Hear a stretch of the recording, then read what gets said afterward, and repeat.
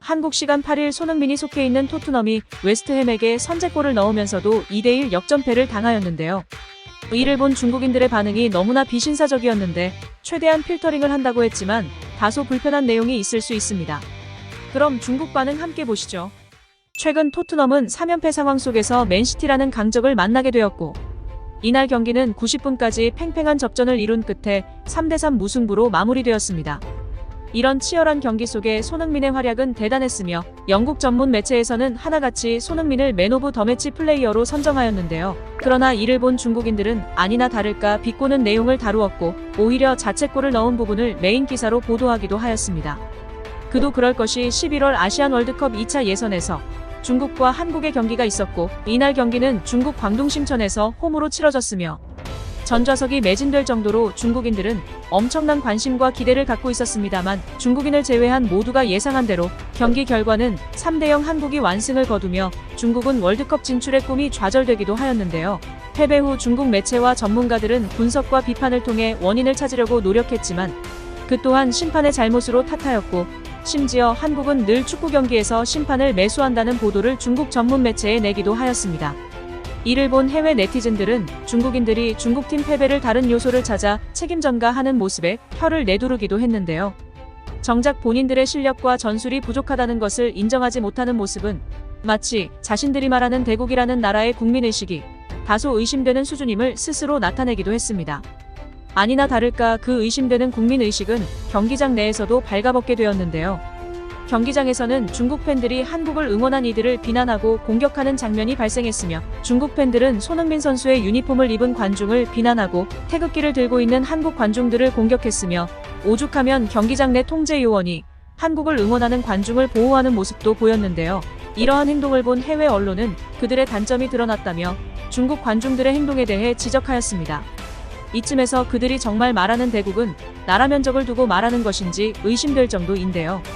분명 그런 뜻으로 자신들을 대국이라 말하는 것이 아닐 텐데 말이죠. 중국 매체인 소호에서는 중국 축구 레전드인 판지이도 한국을 이기는 방법에 대해 분석하며 중국 대표팀을 비판하기도 하였지만 그러나 여전히 중국 팬들은 한국을 응원하는 사람들을 반역자로 비난하며 공격하였고 중국의 행태는 전 세계적으로 알려지면서 이를 본 중국인들조차 자국민들의 행동에 대해 비판하고 있습니다. 또한 중국 축구협회 회장은 소호닷컴을 통해 사령탑의 차이를 이유로 패배를 설명하며 의문을 제기하는 등 정말 무엇이 잘못되었고 고쳐야 할 사항인지 전혀 인지 못하는 건 매 한 가지였습니다. 그러나 반대 여론으로는 이날 중국 팬들의 행동을 두고 축구 국가대표팀이 한국팀에 진 것은 경기장에서 진 것 외에 우리도 졌다며 비판을 하기도 하였는데요.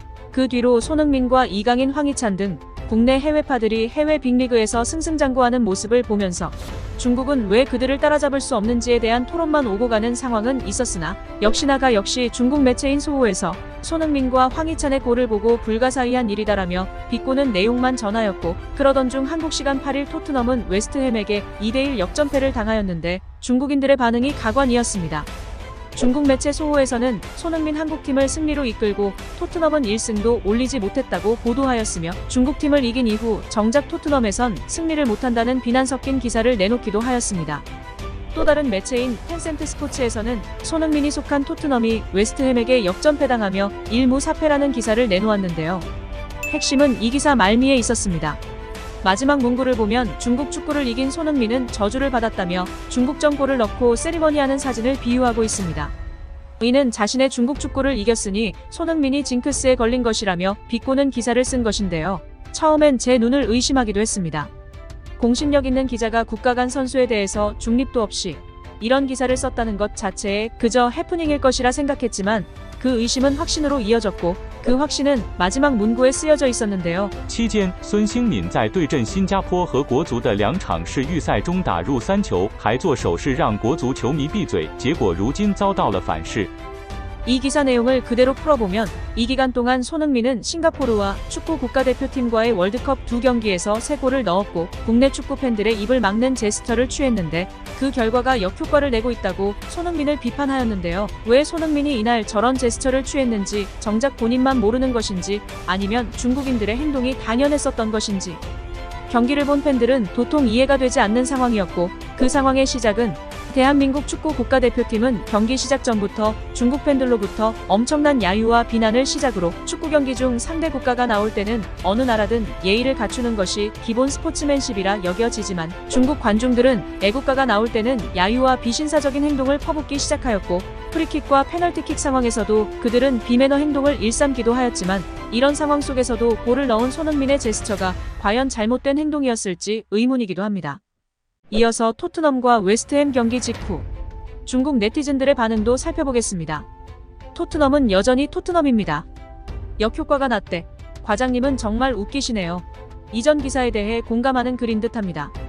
하스퍼는 꿈에서 깨어나 평범하고 현실적인 삶을 살기 시작했습니다. 이번에도 축구 국가대표팀에 대한 이야기입니다. 중국팀을 이긴 징크스라는 기사 내용을 인용하였네요. 그가 국가대표와 관련이 있든 없든 막대기를 보면 엑스먹을 날리고 싶을 정도입니다. 유튜브 정책상 모자이크 처리하였습니다. 신비한 동방한국 세력. 학 X를 당하고 떠돌아다녔어요. 너 손흥민 괜찮냐? 써니 됐네. 하하, 이게 무슨 용의 저주인가? 정신적 승리에서 진짜 승리로 되었군. 38도선의 영광은 언제 축구대표팀이 빛을 발할 수 있을까? 덩주오샹 외에 누가 문을 부술 수 있을까요? 한국을 저렇게 38도선이라 부르는 것 자체가 자신들이 한국보다 위에 있음을 칭하는 뜻이며, 덩주오샹은 한국 축구팀이 과거 중국에게 3대0으로 패배할 당시 골을 넣으면서 중국에선 메시로 불리는 선수였습니다. 토트넘 호스퍼 이사회가 결정했습니다. 손흥민을 중국으로 불러 책임을 물을 준비가 되어 있습니다. 중국 축구팬 입 다물게 하고 신비한 동방의 힘이 토트넘 호스퍼에 역효과 냈다. 이 외에도 엄청난 악플이 보였고 그들의 수준이 보이는 내용들이었는데요. 간혹 옳은 소리를 하는 사람들도 있긴 했습니다만 극히 소수였을 뿐 정말 하나같이 똑같은 것을 보니 대국이긴 한가 봅니다.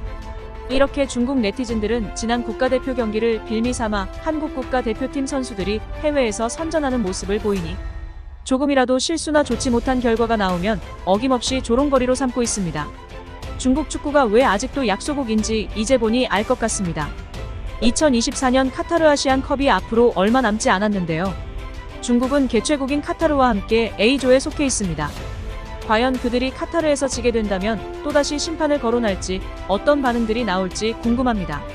제발 선전에서 높은 곳에서 한국과 만났으면 좋겠습니다. 그때 다시 한번 손흥민 선수의 그날과 같은 골세리머니를 보고 싶네요.